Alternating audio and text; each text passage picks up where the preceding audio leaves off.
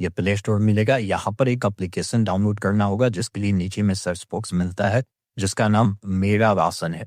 अब जैसे ही लिखेंगे मेरा राशन, आपके सामने जो है ये एप्लीकेशन आएगा। इसको इंस्टॉल करना है, सबसे पहला काम आपको यही करना है। उसके बाद देखेंगे यहाँ पर ओपन का ऑप्शन मिलेगा, आप इस पर क्लिक करेंगे। ये जो एप्लीकेशन है ओपन होना शुरू होगा, थोड़ा सा आपको वेट करना होगा। उसके बाद आपसे लैंग्वेज पूछता है कि किस लैंग्वेज में इस एप्लीकेशन को यूज करना चाहते हैं। उसे सेलेक्ट कर नेक्स्ट वाले विकल्प पर क्लिक करेंगे और नीचे में एक ऑप्शन मिलता है गेट स्टार्टेड का, जिस पर क्लिक करना है। अब यहाँ पर देखेंगे ना, लॉगिन वाले डैशबोर्ड में एक ऑप्शन मिलता है बेनिफिशियरी यूजर और एक डिपार्टमेंट यूजर। तो अगर आप एक आम नागरिक है तो आपको हमेशा बेनिफिशियरी यूजर पर ही टिक रहने देना है।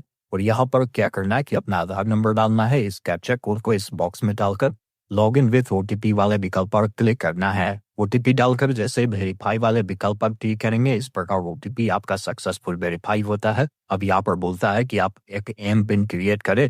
आप क्रिएट न्यू पर क्लिक कर कोई भी एक एम पिन जो है यहाँ पर बना लेंगे और नेक्स्ट वाले विकल्प पर क्लिक करेंगे। फिर दोबारा से एम पिन को डालकर क्रिएट एम पिन पर क्लिक करेंगे। आपका एम पिन जो है सक्सेसफुल क्रिएट हो चुका है। अब लोकेशन मांगेगा, इसको आपको अलाउ करना है और यहाँ से स्क्रैच स्किप करना है।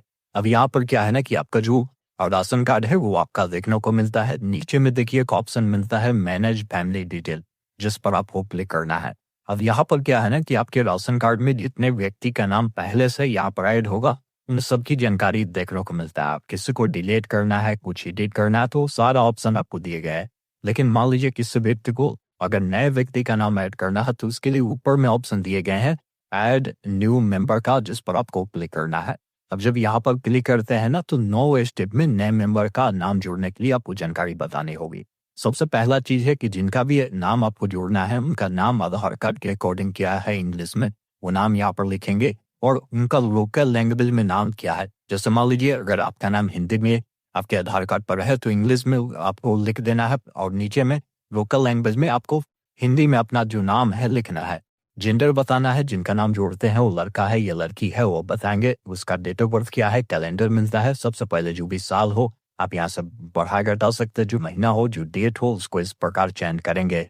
बाकी उसका एज क्या हो रहा है यहाँ पर देखने को मिलेगा। उनके माता जी का जो नाम इंग्लिश में होगा यहाँ पर लिखना है, हिंदी में माता जी का नाम यहाँ पर लिखना है, पिताजी का नाम इंग्लिश में लिखना है, यहाँ पर हिंदी में आपको बताना है। फिर नीचे आएंगे, बताना है कि जिनका नाम जोड़ते हैं वो शादीशुदा है या उनका अभी शादी नहीं हुआ है या डिवोर्स हो चुका है। तो ये सभी जानकारी आपको मिलती है, वो चीजें आप यहाँ पर बताएंगे। नेशनलिटी आपको बताना है और उसके बाद जो भी उनका मोबाइल नंबर है देंगे, या आप अपने बच्चे के जोड़ते हैं तो आप अपना मोबाइल नंबर दे सकते हैं, अपना ईमेल आईडी देंगे।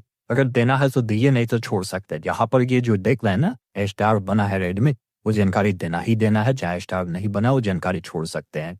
उसके बाद एक ऑप्शन देखिए मिलता है नेक्स्ट का, जिस पर क्लिक करना है।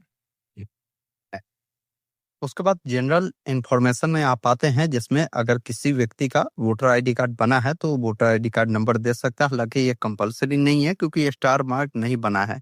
अगर आपके पास एनपीआर नंबर है तो आप दे सकते हैं, नहीं है तो छोड़ सकते हैं। किसी व्यक्ति का पास जो है मनरेगा अगर ये कार्ड है तो आप इस पर टिक कर अपना मनरेगा कार्ड नंबर दे सकते हैं, नहीं है तो इसको अनटिक कर दीजिएगा। अब यहाँ पर आधार कार्ड सभी व्यक्ति के पास होता है तो आधार नंबर आपको यहाँ पर फिल कर नेक्स्ट वाले विकल्प पर क्लिक करना है।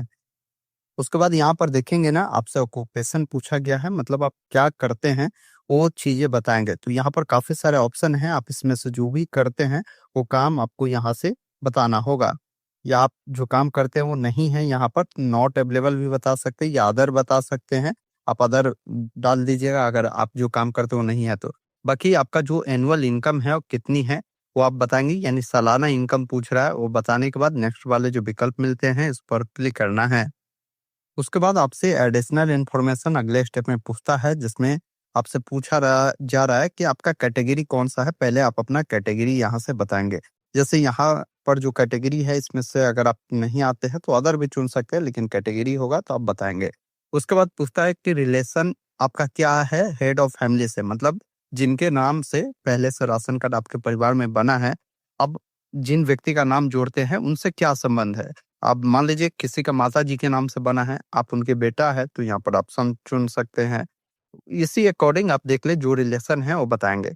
इसके बाद बोल रहा है कि अपना कास्ट सर्टिफिकेट जो है यहाँ पर आपको अपलोड करना है। ये आपका जो है 500 KB से कम होगा, ये ध्यान रखिएगा। तो यहाँ से अपना जो है कास्ट सर्टिफिकेट को अपलोड कर नेक्स्ट वाले जो विकल्प मिलते हैं ना, इस पर क्लिक करना है। उसके बाद अगले स्टेप में आते हैं। यहाँ पर पूछ रहा है कि बैंक का डिटेल आप दीजिए।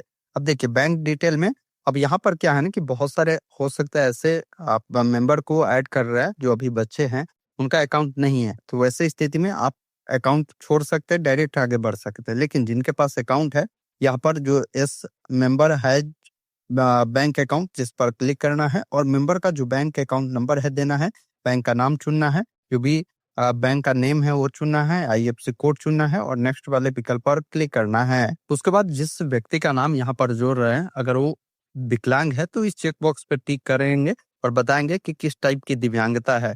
मान लीजिए बहुत लोग क्या है ना कि जन्म से ही दिव्यांग होते हैं या कोई बाद में एक्सीडेंट कर दिव्यांग हो जाते हैं, तो वैसे स्थिति में आप बता सकते हैं ये उनके लिए है। अगर नहीं है तो ये आप टिक नहीं करें, इसको अनटिक रहने दें और डायरेक्ट आपको नीचे में जो ऑप्शन मिलता है नेक्स्ट का, जिस पर आपको क्लिक करना है। फिर आप आते हैं अगले स्टेप में, जिसमें पूछता है कि अगर आपके पास कोई क्रिटिकल इलनेस है, मतलब एक ये बीमारी होता है, आप जब इस पर क्लिक करेंगे तो बताएंगे कि इस प्रकार की अगर मान लीजिए बीमारी है, जैसे किसी का किडनी फेल हो गया, हार्ट वेट जो शुगर वाला हो पेशेंट हो गया, तो कई प्रकार की इसमें बीमारी का ऑप्शन है, आप बता सकते हैं। अगर ऐसा है तो, नहीं है तो इसको अनटिक रहने दीजिए और फिर आपको नीचे आकर यहाँ से नेक्स्ट वाले विकल्प पर क्लिक करना है। अब देखिए यहाँ पर डॉक्यूमेंट के बारे में पूछ रहा है, जैसे एड्रेस प्रूफ के लिए आपको जो डॉक्यूमेंट देना है वो कौन सा डॉक्यूमेंट आप देंगे। जैसे हो सकता है एड्रेस प्रूफ के लिए आप अपना डोमिसाइल सर्टिफिकेट देना चाहे तो उसको भी दे सकते हैं। उसके बाद अगर आपने जो डॉक्यूमेंट यहाँ पर चुना है उस डॉक्यूमेंट का जो नंबर होगा आप बता दीजिएगा। जैसे मान लीजिए मैंने यहाँ पर डोमिसाइल सर्टिफिकेट चुना, तो डोमिसाइल सर्टिफिकेट नंबर होता है वो देंगे। वही कोई लोग यहाँ से अगर मान लीजिए आधार कार्ड चुनता है तो आधार नंबर आप यहाँ पर देंगे, ये ध्यान रखिएगा। बाकी जो भी डॉक्यूमेंट आपने चुना है वो डॉक्यूमेंट कब इशू हुआ है वो डेट बताएंगे। जैसे बहुत सारे डॉक्यूमेंट में क्या है ना कि इशू डेट मेंशन होता है। जैसे आप अगर डोमिसाइल सर्टिफिकेट बनवाते हैं तो उसमें डेट मेंशन होता है कि किस डेट को बना है, वो डेट आप यहाँ पर बताएंगे। उसके बाद यहाँ पर पूछ रहा है कि जो आपने डॉक्यूमेंट ऊपर में दिया है उसको यहाँ से आप अपलोड कर दीजिए, ये भी 500 KB तक चलेगा। इसके अलावा अदर मैंडेटरी डॉक्यूमेंट में से इनमें से कोई एक डॉक्यूमेंट आपको देना है। जो भी डॉक्यूमेंट चुनेंगे डॉक्यूमेंट का नंबर दे दीजिएगा, कब डॉक्यूमेंट बना है वो डेट, और उस डॉक्यूमेंट को यहाँ से अपलोड कर देना है। अब 3 नंबर में आपको जो है एक सेल्फ डिक्लेरेशन फॉर्म जो है देना है। वैसे इसमें से बहुत सारे डॉक्यूमेंट का लिस्ट है, इनमें से जो भी डॉक्यूमेंट अगर आप देना चाहे तो दे सकते हैं। लेकिन अगर आप सेल्फ ये एप्लीकेशन वाला डॉक्यूमेंट देते हैं तो यहाँ पर देखेंगे ना आपको बहुत सारे डॉक्यूमेंट का नाम मिलता है, लेकिन नीचे में एक ऑप्शन मिलता है सेल्फ टेकिंग फॉर्म, जिसको आपको क्लिक करना है। वो फॉर्म का मैं फॉर्मेट आपको दिखाता हूँ किस प्रकार है। तो ये फॉर्म का फॉर्मेट है, मैं लिंक इसका दे दूंगा डिस्क्रिप्शन में, इसको डाउनलोड कर प्रिंट कर लीजिएगा। जिसमें सबसे पहले जो भी राशन कार्ड पहले से बना है उनका जो मुखिया है उनका नाम रहेगा।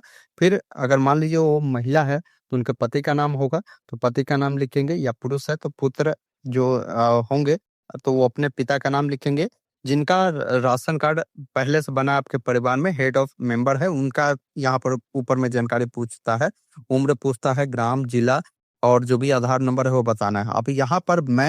अब यहाँ पर जो नाम लिखना है, जिनका नाम आप जोड़ रहे हैं उनका नाम, उसके बाद उनका जो भी पुत्र पुत्री का नाम लिखने हैं, उम्र लिखना है, मुखिया से क्या संबंध है, जिनका नाम जोड़ रहा है उनका आधार संख्या, ये सब आपको लिखना है। और नीचे आकर यहाँ पर देखिए आवेदक का जो सिग्नेचर है आपको करना है, किस डेट को ये फॉर्म भर रहे हैं वो आपको लिखना है। और इस फॉर्म को क्या करना है कि आपको अपलोड करना है।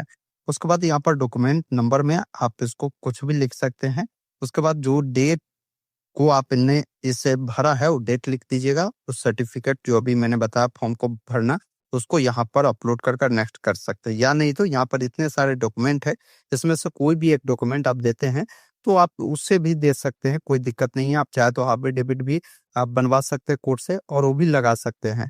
उसके बाद नेक्स्ट जैसे ही करेंगे उसके बाद आपके सामने जो है एक बार पूरा जानकारी आता है यहाँ पर गाइडलाइन के रूप में, उसको देखें। उसके बाद इस चेक बॉक्स पर टिक करना है और नीचे में एक ऑप्शन मिलता है सबमिट का, जिस पर आपको क्लिक करना है।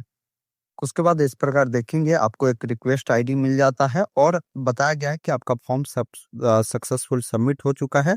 आपका फॉर्म जो चला गया है वो डिस्ट्रिक्ट फूड सप्लाई ऑफिसर जो होते हैं उनके पास वेरिफिकेशन के लिए जाता है।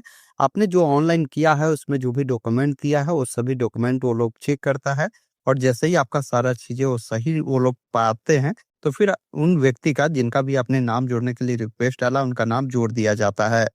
अब इसका स्थिति देखने के लिए आप जब इसी एप्लीकेशन के 3 डॉट पे आएंगे तो देखिए एक ऑप्शन मिलता है यहाँ पर हिस्ट्री का, जिस पर आप क्लिक करेंगे और यहाँ से हिस्ट्री को आप देख सकते हैं। बाकी नाम जब जुड़ जाएगा तो यहाँ पर जो मेंबर का डिटेल आप देखते हैं ना, आप इस पर क्लिक करेंगे तो नए मेंबर का भी नाम यहाँ पर देखने को मिल जाएगा।